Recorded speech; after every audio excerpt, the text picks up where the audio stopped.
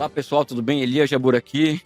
Bom dia, boa tarde, boa noite, depende nessa onda que o pessoal quando grava fala isso, né. A gente vai seguir aqui aquele esquema sendo fiel às pessoas que estão votando na no nosso WhatsApp, nos temas a serem abordados, né.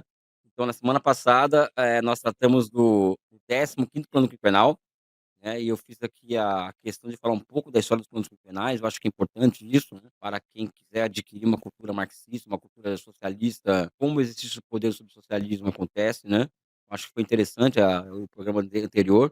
E hoje aqui, o escolhido foi um tema que para mim é muito caro, né, porque é a chamada nova economia do projetamento, né, que é a minha linha de pesquisa que tem sido consagrada nos últimos anos, que é uma teoria que nós estamos tentando construir. Ouso dizer que é uma teoria do socialismo para o século XXI, partindo evidentemente da sua experiência mais avançada, que é a experiência chinesa, e teoria essa que tem tido muitos avanços nos últimos anos. Desde o primeiro artigo que nós escrevemos, né, falso engano, sobre projetamento em 2020 ou 21, até hoje, nós avançamos muito, são vários artigos acadêmicos por mim assinados sobre a nova economia do projetamento. Existem 2 edições da revista Princípios sobre a nova economia do projetamento, né.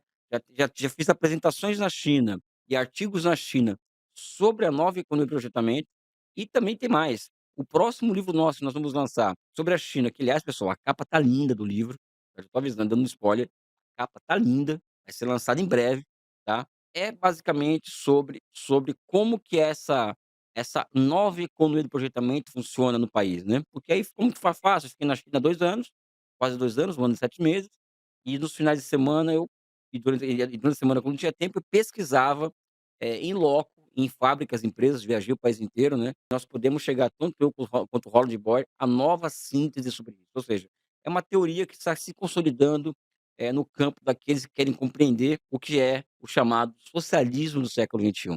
E eu particularmente tenho muito orgulho dessa trajetória iniciada comigo e com o Alberto Gabrielli, com Alexis Dantas, com o Carlos Espíndola, com Javier Vadel, ou seja, existe uma galera já operando, elaborações sobre a nova economia do projetamento, né. Então acho que é uma teoria que vai se consolidando como uma teoria, robusta para entender o socialismo do século XXI. Mas vocês vão perguntar para mim: "Por que é nova? Por que projetamento?". Pessoal, é nova porque ela já existiu antes, tá. Eu vou falar bem rapidamente aqui, Inácio Rangel, que é um pensador que eu tenho como o mais destacado autor brasileiro, mais completo pensador brasileiro, talvez o marxista mais capaz que a América Latina produziu. Ele era um homem interessado nas grandes questões envolvendo capitalismo e socialismo, era essas as grandes questões do Rangel. E o Rangel, em 56, ele lança um livro chamado Desenvolvimento de Projeto, em que ele já vai tratando do quê?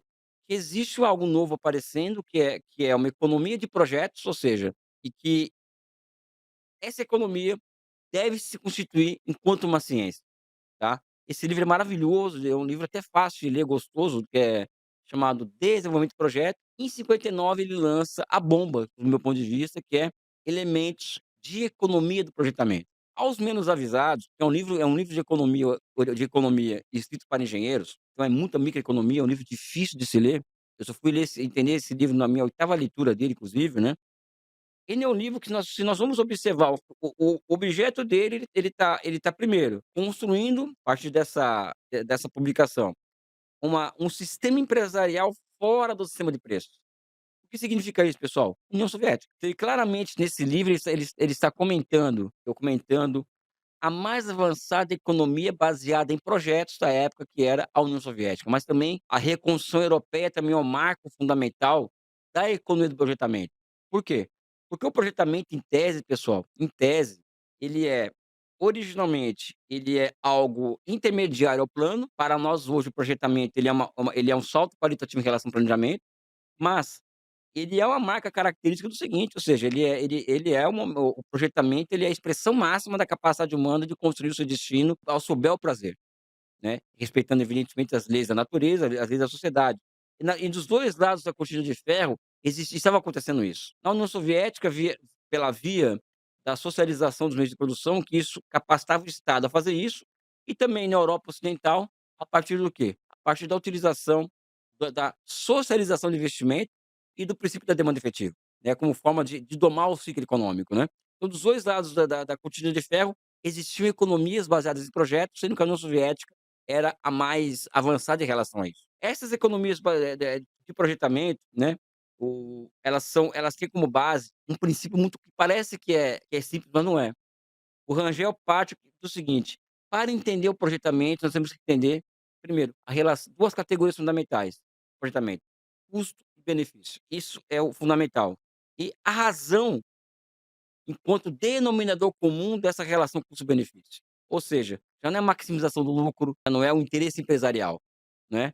Então, quando se coloca a razão na conversa, né, o Rangel traz de Aristóteles isso, ele passa a definir a relação custo-benefício a partir de um denominador comum, que seria a razão, muda-se completamente o paradigma econômico a partir de uma economia de projetamento. Ou seja, se a maximização da utilidade, a maximização do lucro era o objetivo de uma economia, com a economia do projetamento, o objetivo passou a ser, vamos dizer assim, o bem-estar da sociedade, né. Ou seja, o Rangel transforma em ciência a construção de uma sociedade orientada para a construção do bem-estar comum.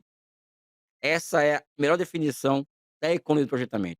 E aqui, pessoal, nesse livro, e evidentemente ele está olhando para a União Soviética, né, existe uma série de questões que são levantadas. Primeiro, né, o Rangel diz nesse livro uma coisa que é muito interessante, que é a seguinte: a economia do projetamento, o projetamento é parte de um movimento de renovação da economia, aonde a microeconomia e a macroeconomia, elas deixam, vamos dizer assim, não desistir, mas a dicotomia entre uma coisa e outra deixa de existir. Por quê?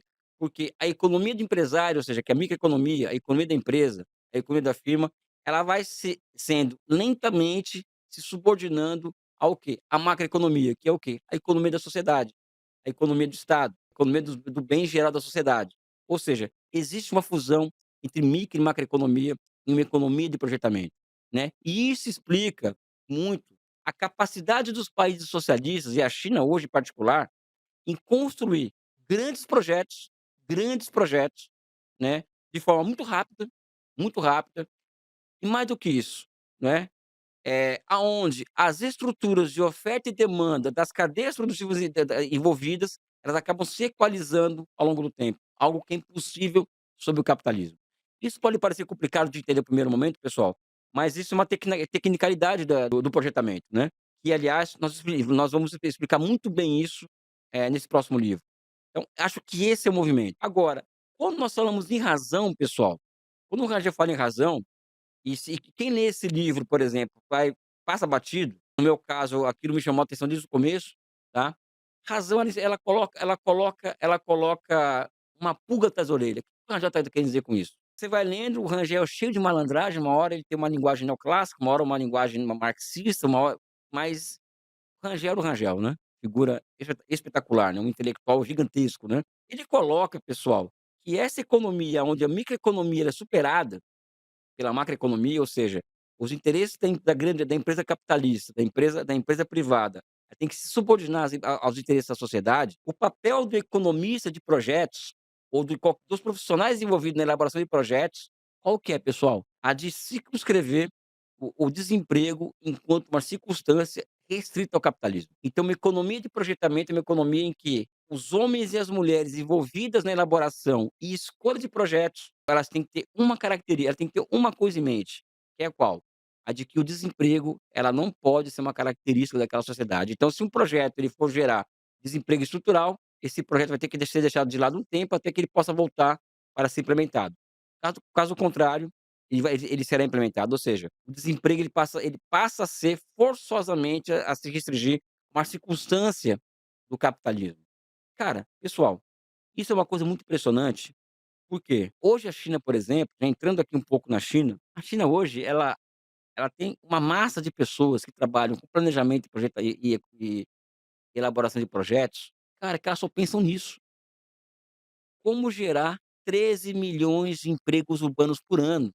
Eu falo aqui o seguinte, a China nos últimos 200 anos, os últimos 200 anos, ó, últimos 10 anos, ela tirou do campo e colocou na cidade 200 milhões de pessoas. Nos últimos 10 anos, ela gerou 130 milhões de empregos urbanos. Vocês imaginam, pessoal, o grau de racionalidade, o grau de inteligência coletiva aplicada para esse fim? Eu ainda não tenho condições de aferir essa inteligência coletiva empregada para essa finalidade.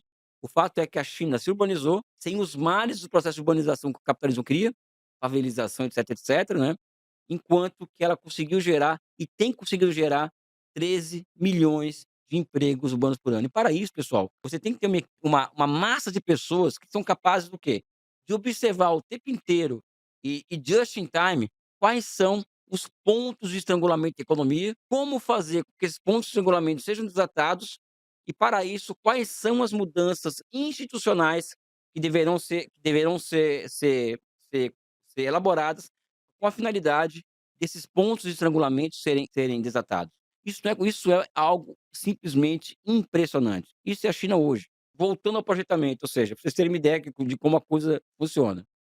Essas economias baseadas em grandes projetos, ou seja, elas existiram com muita força até o final da União Soviética. O projetamento, o Rangel fala que ele é produto de 3 circunstâncias históricas, né. A Revolução Russa, quando a planejamento econômico passa a ser um instrumento de governo e se prolifera para o mundo afora, né. O surgimento do capital financeiro, né, até porque as economias socialistas e capitalistas são economias orientadas ao crédito, né, e pelo crédito, e também o consenso keynesiano.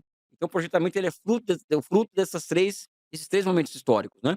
A experiência de projetamento, elas acabaram, né. Aquilo que o Rangel escreve em 59, ela acaba. Com o quê? Com a financiarização, e não somente com a financiarização, com o surgimento do quê? O ressurgimento, quer dizer, né, do keynesianismo militarizado. O keynesianismo militarizado surge na Alemanha primeiro com Hitler, depois surge o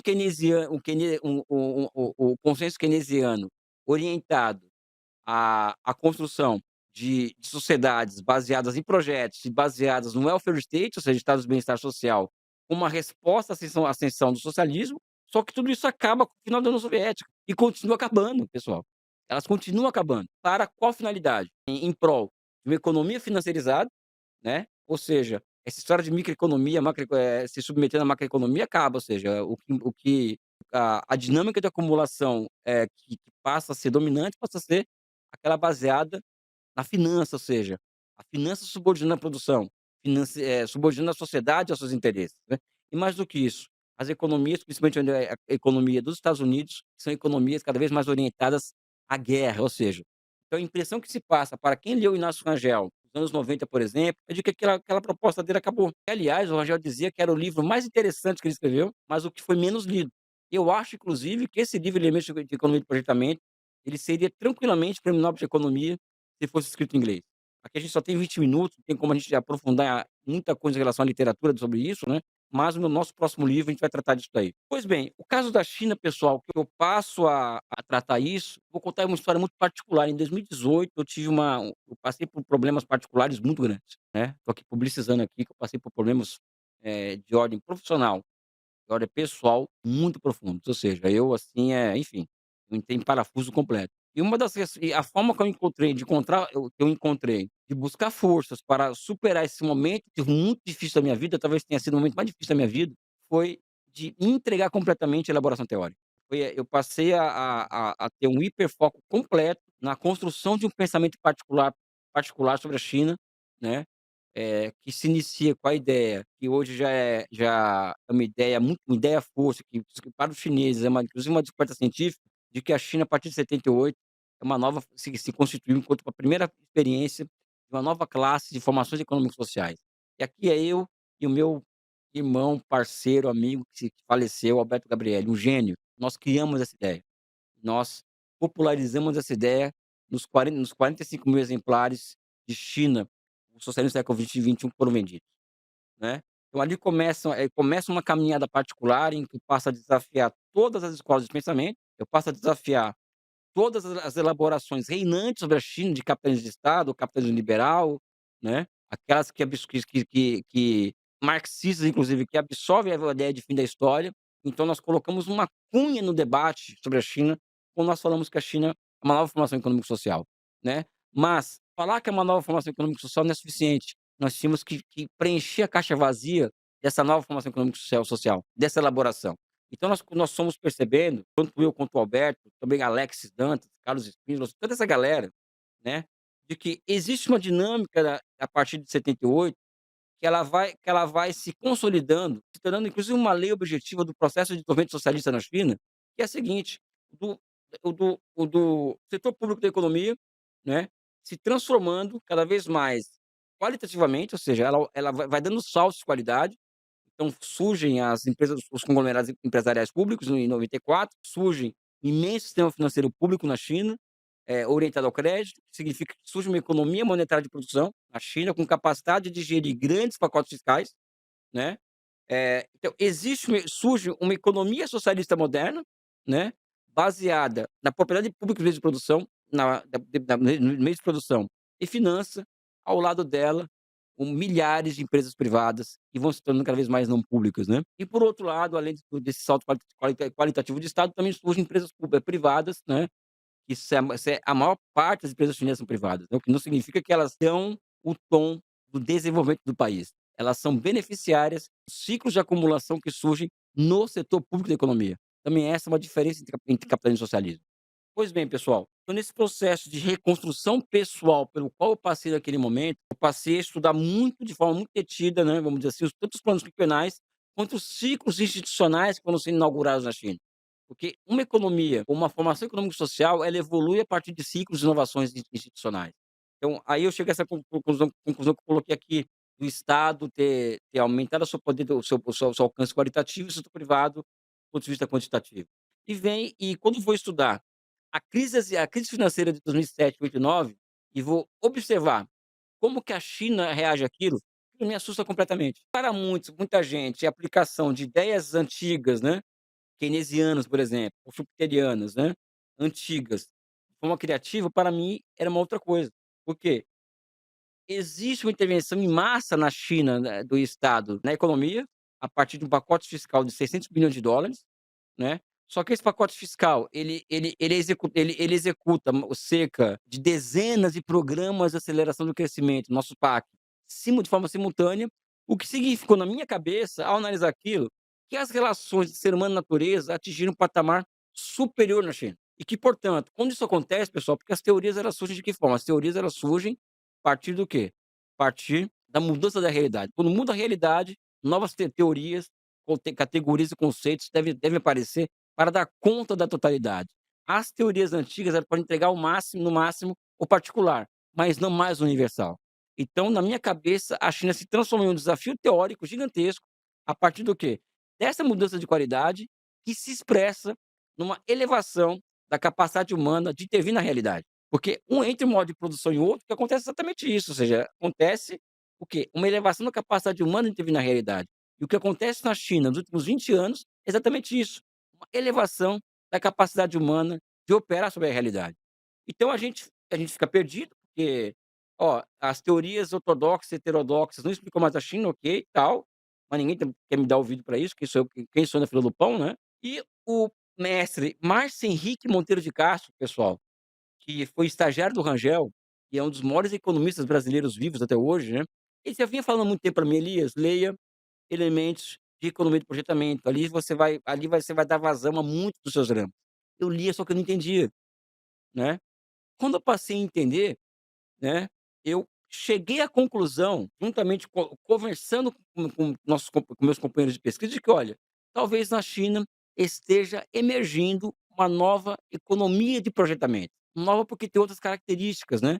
Então, por exemplo, a China hoje, por exemplo, ela cada vez mais, na medida que o setor privado chinês vai se transformando em um setor não público, né, à medida que os bilionários chineses e milionários chineses, eles são obrigados a se retratarem cada vez mais ao Partido Comunista, ao invés de fazer o que eles bem entenderem, né, vai se operando na China uma fusão da microeconomia e macroeconomia. Hoje o setor privado chinês é obrigado a se adequar aos planos quinquenais.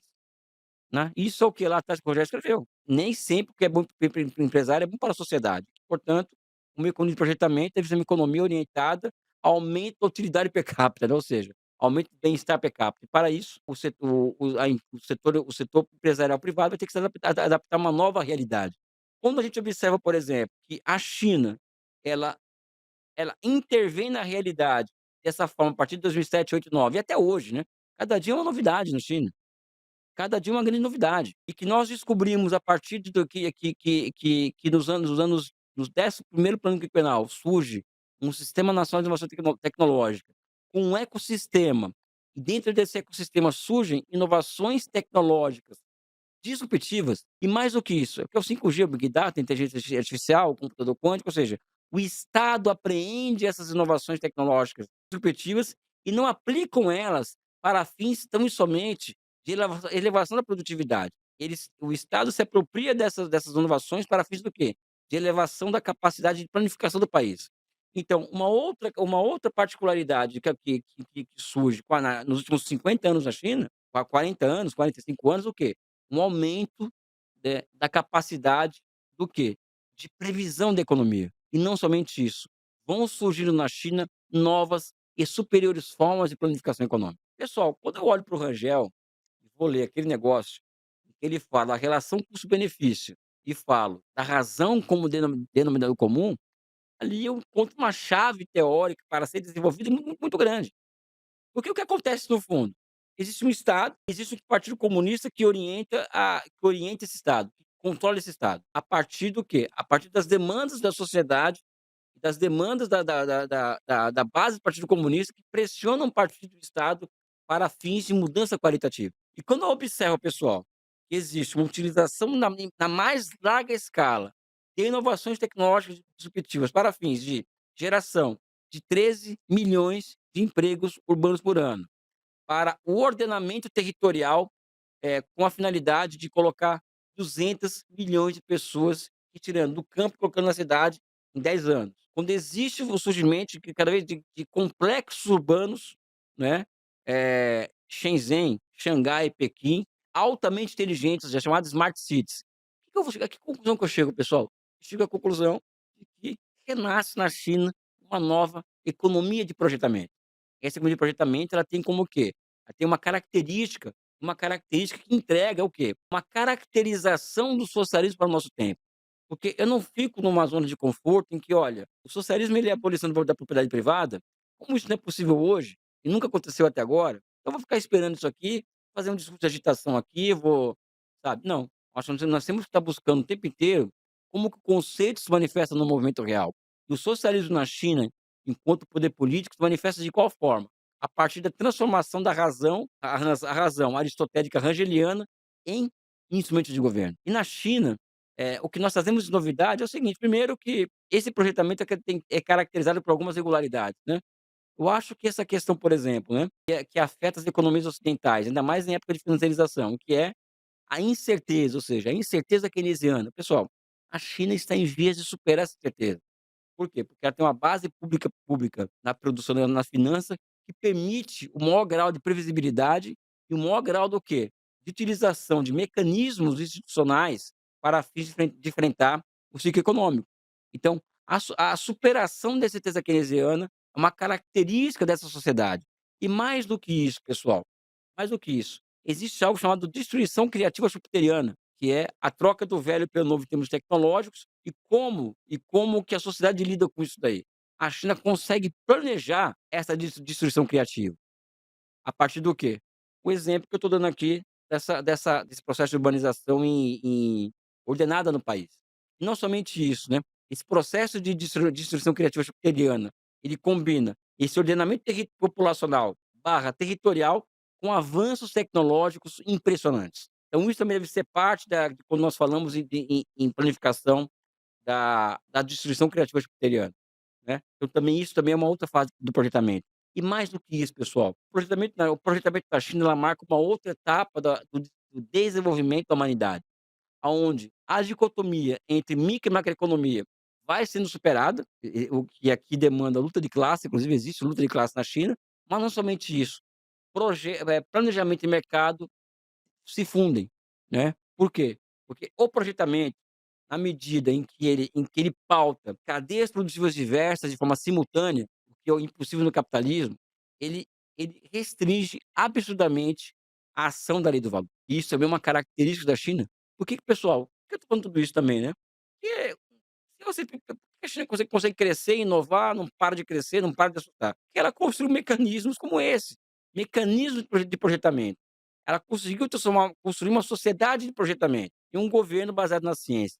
Mas o mais interessante, né, o Rangel coloca nesse livro dele, e que isso é óbvio na China, eu observei isso, ouvi, ninguém me falou, que é o seguinte: o projetamento é um nível tal de desenvolvimento da sociedade e de desenvolvimento da governança de uma sociedade, que é o seguinte, amigo, o Estado ele consegue introduzir mecanismos de contradição no seio econômico. Ao introduzir de forma consciente esses mecanismos de contradição, pessoal, esses elementos de contradição, você vai gerar um movimento.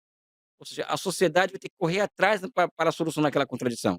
E essa contradição pode ser o quê? Uma inovação tecnológica. Gerar um desequilíbrio na sociedade, esse desequilíbrio vai ter que ser compensado com uma corrida das pessoas que trabalham na elaboração de projetos e execução de projetos para superar aquela contradição. Ou seja, enfim, eu teria aqui mais ficaria aqui um dia inteiro falando de projetamento, que é a paixão da minha vida falar sobre isso, né. Mas o tempo me obriga a ficar por aqui. O que que eu peço? Entra no Google, pessoal, no Google Scholar, no Google mesmo, coloca projetamento, nova economia de projetamento e busque os nossos artigos que tratamos disso aí, né. Também busque as 2 edições da revista Princípios, que trata dessa questão. Enfim, pessoal, acho que deu para ter dar um panorama geral aqui, né. Um forte abraço, um beijo no coração de vocês.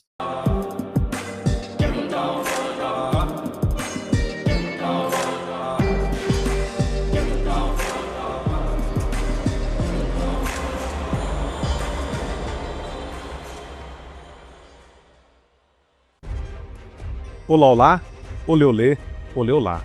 Eu sou o Lindener Pareto, historiador, e tenho um convite especial para vocês para acompanharem o Provocação Histórica aqui nos canais do Instituto Conhecimento Liberta. Toda quarta-feira, às 7 da noite, logo após o ICL Notícias segunda edição, convidados e convidadas que ajudam a gente a pensar o passado, a criticar o presente e a projetar alternativas de futuro para um Brasil diferente, para um mundo diferente. E se no cotidiano dificílimo do trabalho você perdeu o episódio inédito, não se preocupe, você pode assistir também toda quinta-feira a reprise, logo após o Rolê ICL, ao 12h30. Venha para o Provocação Histórica.